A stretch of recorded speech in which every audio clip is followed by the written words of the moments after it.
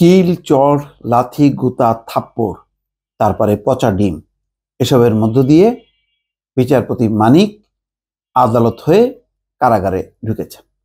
আপাতত একটু হাঁপ ছেড়ে বাঁচলেন তিনি, কিন্তু যেই পরিস্থিতি আদালত চত্বরে সেটি নিশ্চয়ই দেখলেন যে তার হয়তো অনেকে বলতে পারেন যে এটি তার প্রাপ্য এবং উচিত শিক্ষা, একটা মিনিমাম শিক্ষা তার হওয়া দরকার ছিল।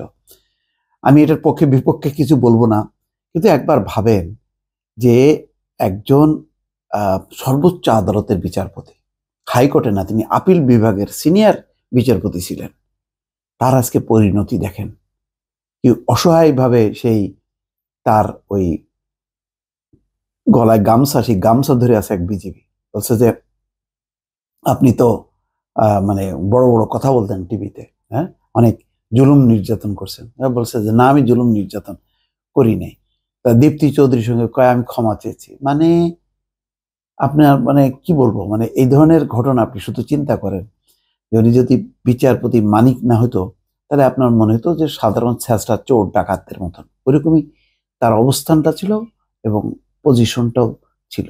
উদ্ভ্রান্তের মতন, পাগলের মতন, খোঁচা খোঁচা দাড়ি। কেন কেন এটা হবে?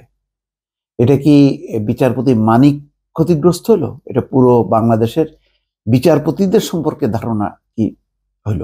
আজকে এই যে বিচারপতিদের সম্মান, বিচারকদের সম্মান যে ধুলায় মিশালো মানিক, সে কি নিজেকে শেষ করলো?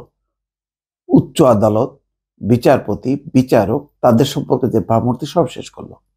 এবং শেখ হাসিনা শুধু ওই বিচারপতি বিচারক না, সবকিছুই শেষ করছে। আজকে দেখেন না, সাংবাদিক পুলিশের হেলমেট পরা, বুলেট প্রুফ জ্যাকেট পরা। আচ্ছা, এটা আমরা কি দেখছি যে খুবই দাগি ভয়ঙ্কর আসামি, জঙ্গি, তাদেরকে আমরা দেখছি যে আদালতে আনা নেওয়ার সময় এখন ওই ড্রেস পরতেছে। রাজনীতিকদের ক্ষেত্রেও দেখলাম তো, ওই রাজনীতিক তো তারা তো সরাসরি ক্ষমতাবান, তাদের এখন এই দোসরদেরও এখন সেই পরিণতি হচ্ছে।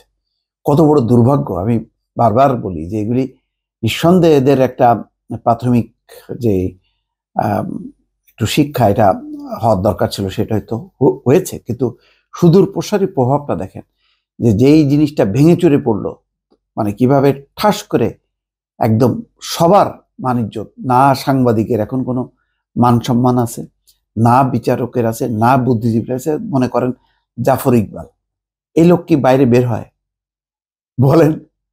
অথচ একসময় সে বিজ্ঞান লেখক হিসেবে পরিচিত, বহু মানুষ তাকে সম্মান করত। সিলেট শাহজালাল বিশ্ববিদ্যালয় গেছিল, তার কথার উপর ভিত্তি করে ওরা আন্দোলন করছিল, অনশনটা ভাঙলো। এখন যদি যায় ওই সিলেট শাহজালাল বিশ্ববিদ্যালয় অথবা ঢাকা শহরেই তো আছে, ঢাকা শহরে রাস্তায় বের হওয়ার সাহস আছে? নেই। দেখা গেল যে তার গোফ নাই, তারপরে দাড়ি রেখে তারপরে অন্য বেশ নিয়ে এদেরকে বেরোতে হচ্ছে। কেন? এটা কি মানে খুব মানে একটা আদর্শিক লড়াই সংগ্রামের কারণে তাদের এই অবস্থান? তাও একটা সান্ত্বনা থাকতো যে না, আমরা আদর্শের জন্য লড়াই করেছি, আমরা লড়েছি। না, সেটাও তো না। এগুলো হলো সব সুবিধাভোগী। মানে ক্লাবে ক্লাবে যে এদের হাতে রঙিন পানির গ্লাস থাকতো, তারপরে গান গাইতো, স্কুল খুলে আছে রে মাওরা, স্কুল খুলে আছে, দেখলেন না? হ্যাঁ, মেয়র আতিক গান গাইতেছে, আর সাথে এরাও তাল মিলাইতেছে, স্কুল খুলেছে। কত উল্লাস! মানে এরা মনে করছে কিছু লোক একটা বেহেশত বানাইছে, এখানে আমোদ প্রমোদ ফুর্তি হবে আর সারা দেশ জিম্মি হয়ে থাকবে, এভাবেই চলতে থাকবে।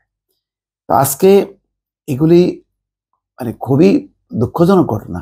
বিচারপতি মানিক কোথায় ঢাকা থেকে সেই সিলেটের সেই কানাইঘাটের এই দনা সীমান্ত দিয়ে সে পার হইতে গেছে।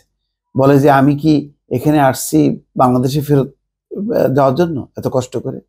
ওই কলা গাছের পাতার বিছায় তারা শোয়াই রাখছে ওখানে সীমান্তের লোকজন। ওদের কাছে কি এই সমস্ত বিচারপতি, কে মানিক টানি, কে আপিল বিভাগ, হাইকোর্ট বিভাগ, এগুলির কোনো মূল্য আছে নাকি? দেখে যে একটা লোক পালায় যাচ্ছে টাকা পয়সা নিয়ে, তারপরে চড়থাপ্পড় দিয়ে তো দুজন তার কাছ থেকে ৬০-৭০ লাখ টাকা, মানে কত টাকারও আবার মালিক। দেখেন এত টাকা তারা বহন করতে পারে, এটা কি স্বাভাবিক? ৬০-৭০ লাখ টাকাটা স্বাভাবিক? একটা সে যদি রিয়েল একটা যদি মানে বিচারপতি হয়ে থাকে, তার অবসরে যাওয়ার পরে সে কত টাকা পাইছে? ২-৩ কোটি টাকা। তার মধ্যে সে 70 লাখ টাকা নিয়ে চলে যাচ্ছে, তার কোথাতে আসলো এই টাকা?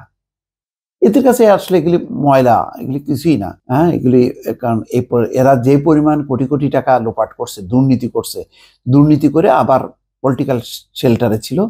দীপ্তি চৌধুরী, তার মেয়ের বয়স বা নাতির বয়স, তাকে বলে রাজাকারের বাচ্চা।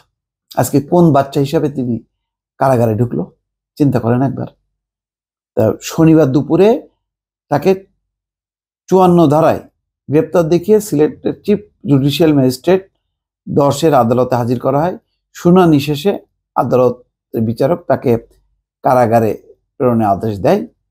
অর্থাৎ মানে 54 ধারায় সে অ্যারেস্ট হলো। এখন শুধু তার ভাগ্য যে কোনো রিমান্ডে তার যাইতে হলো না, তো মামলা তো হবে, তখন তো রিমান্ডে আসতে হবে। তখন এখন আপাতত কারাগারে ঢুকলো। আর আদালতের গাড়িতে নামার পর দেখলেন তো কিভাবে মানে চড় থাপ্পড়, লাথি মারতেছে, ডিম মারতেছে। কি বলবো, এগুলি বলতে গেলেও মানে মুখের ভাষা হারায় যাচ্ছে। দর্শক, ভালো থাকবেন। আল্লাহ হাফেজ।